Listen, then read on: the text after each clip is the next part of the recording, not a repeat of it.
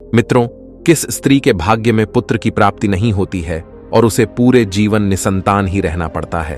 और वो कौन से कार्य हैं जो एक पतिव्रता स्त्री को अपने जीवन में कभी नहीं करने चाहिए, नहीं तो उसे पुत्र की प्राप्ति नहीं होती है? मित्रों, एक समय की बात है जब माता लक्ष्मी भगवान विष्णु से मिलने के लिए जाती हैं और भगवान विष्णु से कहती हैं, प्रभु, आज मैं आपसे 3 प्रश्नों का उत्तर पूछने के लिए आई हूँ। तो भगवान विष्णु कहते हैं, हे देवी, तुम निश्चिंत होकर अपने तीनों प्रश्नों को मुझे बताओ, मैं तुम्हारे प्रश्नों का उत्तर अवश्य दूंगा। तो प्रश्नों को बताते हुए माता लक्ष्मी कहती हैं, प्रभु, मेरा पहला प्रश्न ये है कि वो कौन सी स्त्री है जिसके भाग्य में पुत्र की प्राप्ति नहीं होती है और वो पूरा जीवन निसंतान ही रहती है। और मेरा दूसरा प्रश्न है, वो कौन सी स्त्री है जो समय से पहले ही विधवा हो जाती है और बिना पति के दुखी जीवन व्यतीत करती है।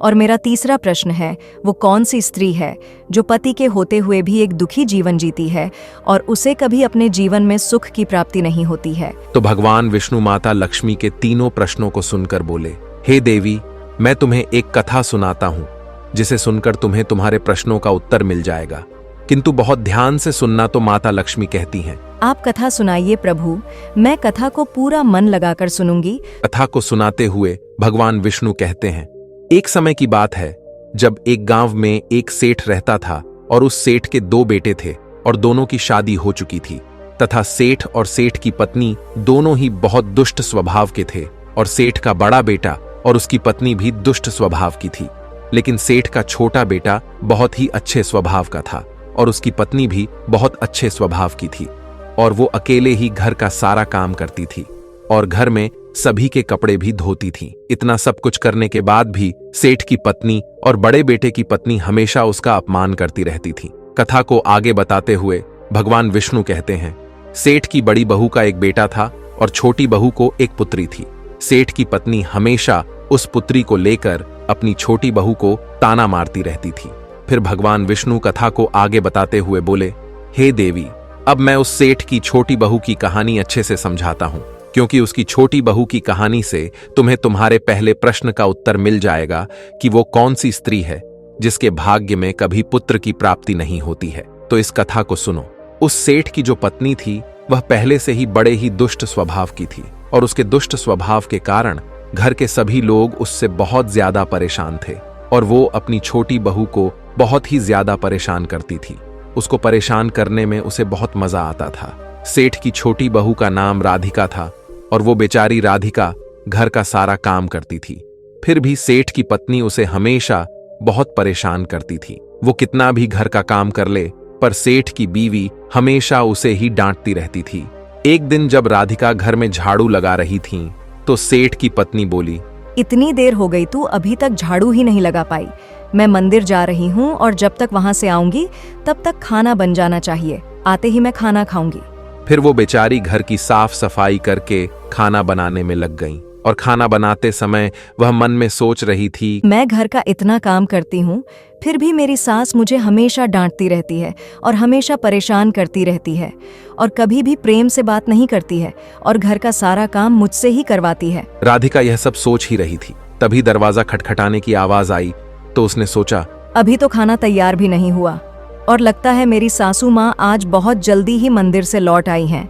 फिर राधिका दरवाजे के पास गई और दरवाजा खोला तो उसने देखा कि दरवाजे के बाहर एक साधु महाराज खड़े हैं। फिर वो साधु महाराज राधिका से कहते हैं, बेटी, मुझे कुछ भोजन करा दो, मुझे बहुत जोर की भूख लगी है। तो राधिका बोली, महाराज, मैं आपको भोजन तो करा देती, पर मेरी सास बहुत दुष्ट स्वभाव की है।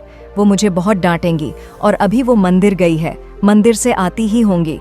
यदि वो आ गई और उन्होंने मुझे आपको भोजन कराते देख लिया तो मुझे बहुत मारेंगी, इसीलिए मैं आपको भोजन नहीं करा सकती। तो साधु बोला, बेटी, थोड़ा सा ही भोजन करा दो, मैंने सुबह से कुछ नहीं खाया है। साधु की ये बात सुनकर राधिका को दया आ जाती है और साधु से बोली, महाराज, आप अंदर आ जाइए, मैं आपको भोजन देती हूँ। तो फिर वो साधु अंदर आ जाते हैं और राधिका उनको भोजन देती है और अभी साधु भोजन कर ही रहे थे, तभी अचानक राधिका की सास मंदिर से घर आ जाती है और उस साधु को भोजन करते देखकर बोली, ये मेरा घर है, कोई भोजनालय नहीं जो हर कोई यहाँ आकर भोजन करके चला जाएगा। और तुमने इस साधु को भोजन क्यों दिया?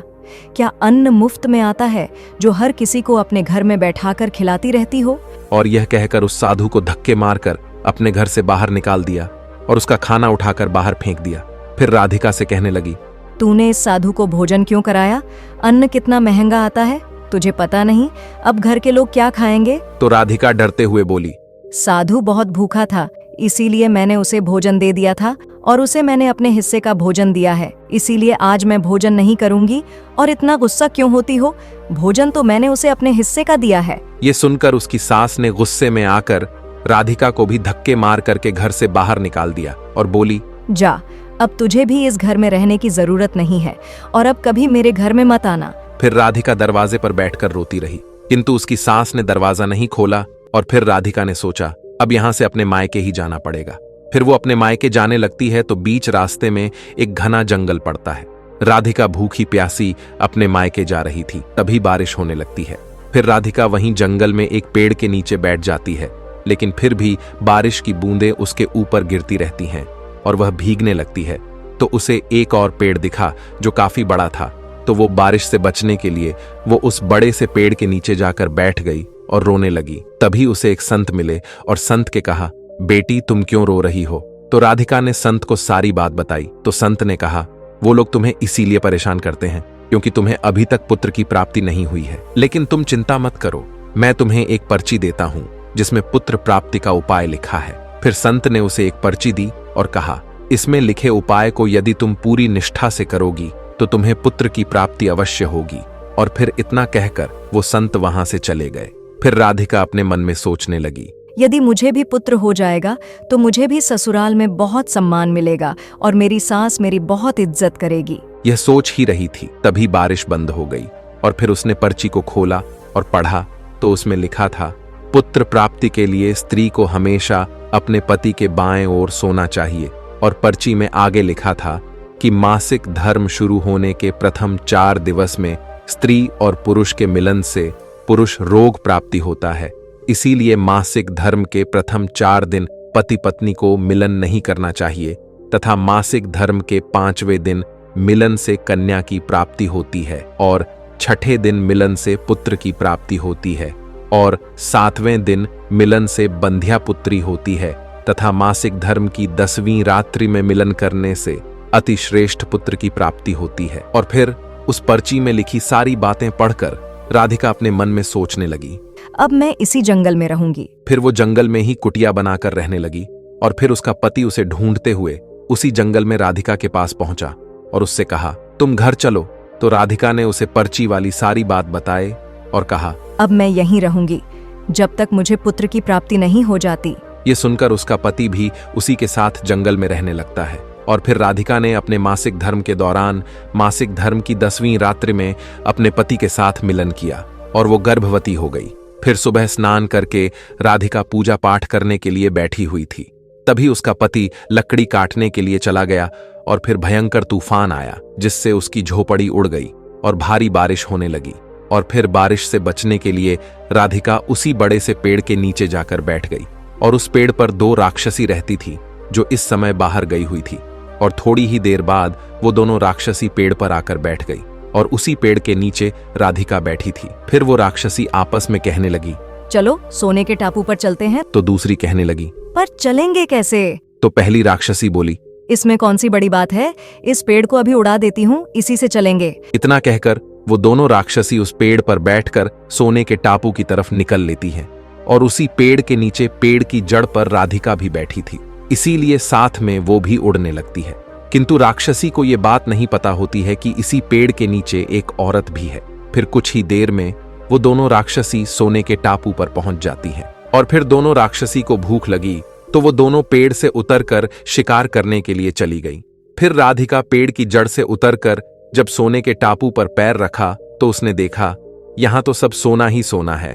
तो वह जल्दी जल्दी सोने को अपनी साड़ी के आंचल में भरने लगी और जितना सोना भर सकती थी उतना भर लिया और फिर दोबारा से उसी पेड़ की जड़ पर जाकर बैठ गई। फिर कुछ देर बाद दोनों राक्षसी शिकार करके वापस आ गई और फिर पेड़ के ऊपर बैठ गई और फिर दोनों आपस में कहने लगी, चलो अब यहाँ से चलते हैं। और फिर कुछ ही देर में वो दोनों पेड़ को लेकर वहीं पर पहुंच गई। फिर राधिका तब तक पेड़ की जड़ पर ही चुपचाप बैठी रही जब तक वो दोनों राक्षसी वहां से चली नहीं गई। फिर भगवान विष्णु कहानी को आगे बताते हुए माता लक्ष्मी से कहते हैं, अब कहानी को ध्यान से सुनना, क्योंकि यहीं से आपको पता चलेगा कि किस स्त्री के भाग्य में पुत्र की प्राप्ति नहीं होती है। तो माता लक्ष्मी कहती हैं, जी प्रभु। तो भगवान विष्णु कहते हैं, फिर कुछ देर बाद वो दोनों राक्षसी वहां से चली गईं और फिर राधिका उस सोने को लेकर पेड़ की जब से नीचे आ गई और सोचने लगी, ये सारा सोना लेकर मैं अपने घर जाऊंगी और मेरी सास इतना सोना देखकर खुश हो जाएंगी और मुझे परेशान करना बंद कर देंगी और मुझसे घर का काम भी नहीं कराएंगी। राधिका ये सोच ही रही थी, तभी उसका पति भी जंगल से लकड़ी काट कर आ गया और राधिका से कहने लगा, इतना सारा सोना तुम कहां से लाई हो? तो राधिका ने उसे राक्षसी वाली सारी बात बताई और कहा, चलो अब हम लोग घर चलते हैं। तो उसका पति बोला, ठीक है। और फिर दोनों घर जाते हैं और घर जाते ही राधिका ने अपनी सास को सारा सोना दे दिया। फिर इतना सारा सोना देखकर उसकी सास बहुत खुश हुई और उससे पूछने लगी कि तुम इतना सारा सोना कहां से लाई हो? तो राधिका ने अपनी सास को राक्षसी वाली सारी बात बताई। फिर उसकी सास ने सारा सोना ले लिया और उसके बाद राधिका से कहने लगी, इतने सोने से क्या होगा? जब वहां पर बहुत सारा सोना था तो तुझे और ज्यादा सोना लेकर आना था। इतना थोड़ा सोना लेकर क्यों आई हो? तो राधिका बोली, माँ जी, इतना सारा सोना तो है और लाती तो क्या होता? तो उसकी सास बोली, तुझे और ज्यादा सोना लाना था जिससे हमारी साथ पुश्ते बैठकर खाती, फिर भी सोना खत्म न होता। अब तू देख, इस बार मैं जाऊंगी और बहुत सारा सोना लेकर आऊंगी। तो राधिका ने कहा, नहीं माँ जी, आप वहां मत जाओ, वहां जान का भी खतरा है। तो सास बोली, नहीं, मैं तो जाऊंगी और बहुत सारा सोना लेकर आऊंगी। और इस प्रकार उसकी सास ने उसकी बात नहीं मानी और उसी जंगल में पहुंच गई और उसी पेड़ के नीचे जाकर बैठ गई जहां पर कुछ दिनों पहले राधिका बैठी थी।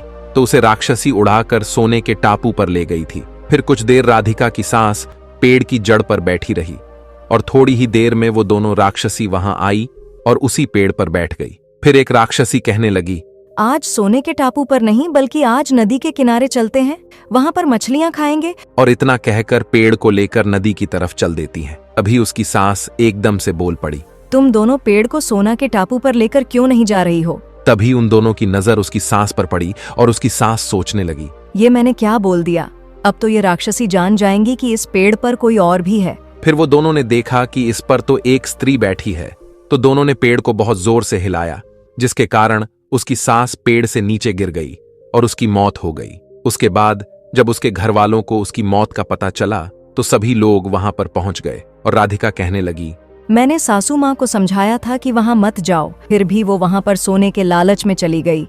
अब इनके लालच का फल इन्हें मिल गया। मित्रों, कहानी को आगे बताते हुए भगवान विष्णु कहते हैं, इस तरह उसकी सास की मौत हो गई, इसीलिए हमें लालच नहीं करना चाहिए। और फिर कुछ समय के बाद राधिका को एक पुत्र हुआ और पुत्र प्राप्ति के बाद राधिका बहुत खुश थी और उसने अपने घर में एक दावत रखी जिसमें उसने बहुत से पंडितों और संत महात्माओं को अपने घर पर भोजन कराया।